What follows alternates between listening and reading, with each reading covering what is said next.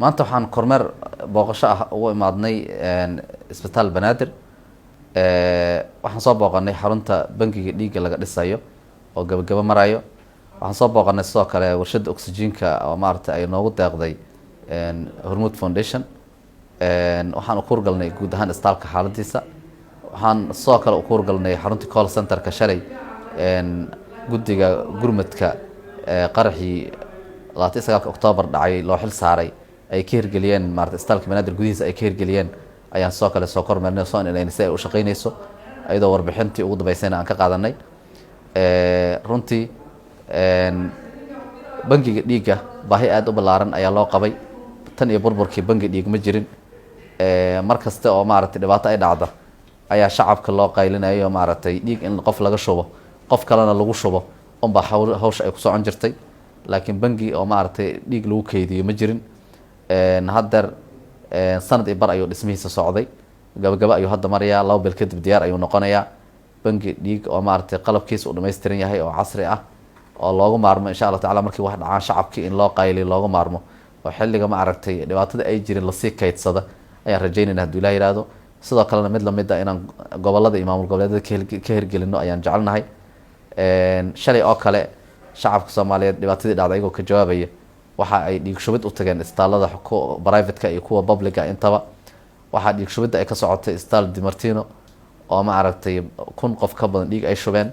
Waxa sidoo kale ay dhiig shubidda ay ka socotay isbitaal Banaadir 1000 qof ka badan ay soo xaadirtay, laakiin waqti loo waayay in 350 kaliya laga shubay iyadoo kaydkii maaragtay isbitaalka oo aad u yaraana uu buuxsamay.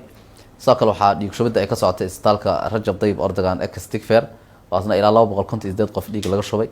Marka waxaan rajaynaynaa insha Allah tacaala hadda baahida dhiigga dadka dhaawacyada ay soo gaareen baahida dhiigga ay qabeen hadda inta badan waa la cover gareeyay, dhiig ku filan hadda waa la hayaa.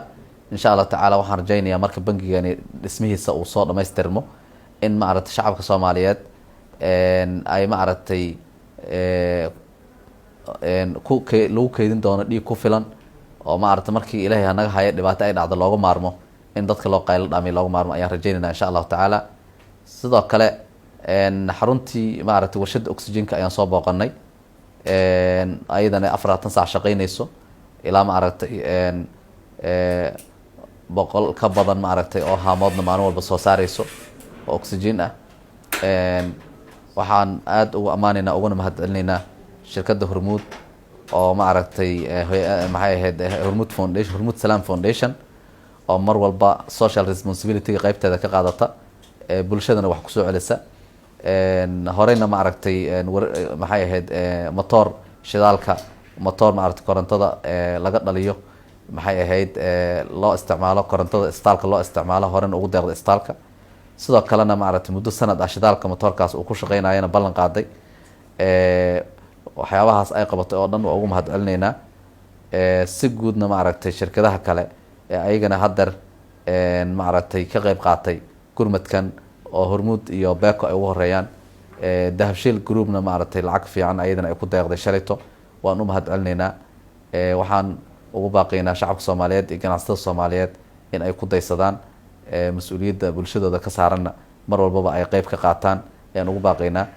insha Allah tacaala waxaan rajaynayaa in maaragtay wixii burburkii noogu burburay inaan dhammaan ka soo wada kabsano oo dawladeena institutionskeedii ay dib u dhismaan ayaan rajaynaynaa insha Allah tacaala.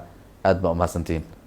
dhimashada inta annagana soo gaartay xalayto warbixintii aan siinayna golaha wasiirada waxaan u sheegnay 116 geeri ah inay jirtaan u sheegnay. xalay mar aan booqanay isbitaal Rajab Tayyip Erdogan waxay noo sheegeen in 4 case oo cusub inay kusoo korortay. marka waxaan dhihi karnaa inta xogta aan hayno qaraxii ka dhacay kilometer 5 Zobe ka dhacay 29 bishan in maxay ahayd tirada ilaa hadda ku dhimatay intan hayno waa 120. dhaawacyada way tiro badnaayeen. marka hore waxaa la geeyay isbitaal Madiina waxaa la geeyay 79 dhaawac ah. isbitaal Rajab Tayyip Erdogan Digfaarna waxaa la geeyay 107 dhaawac ah. halka isbitaalada private-ka ahna ayagana dhaawacyo kala duwan la gaarsiiyay. tirada aan diiwaan gelinay markii hore waxay ahayd 324 dhaawac ah ayaan diiwaan gelinay, laakiin in badan way baxeen markii la daaweeyay. waxaa hadda isbitaalada ku harsan inta xogta ugu dambaysa aan ku hayno ilaa 152 qof ayaa isbitaalada ku harsan oo dhaawac ah. dhaawacyadaasi dhammaantood ma wada darna qaar baa xaaladooda ay daranta kuwa ugu daran waxaa kuwa gubtay iyo kuwa maaragtay dhaawacyada madaxa qabo ayaa ugu daran insha allah tacaala waxaan ilahay ugu baryaynaa caafimaad deg deg ah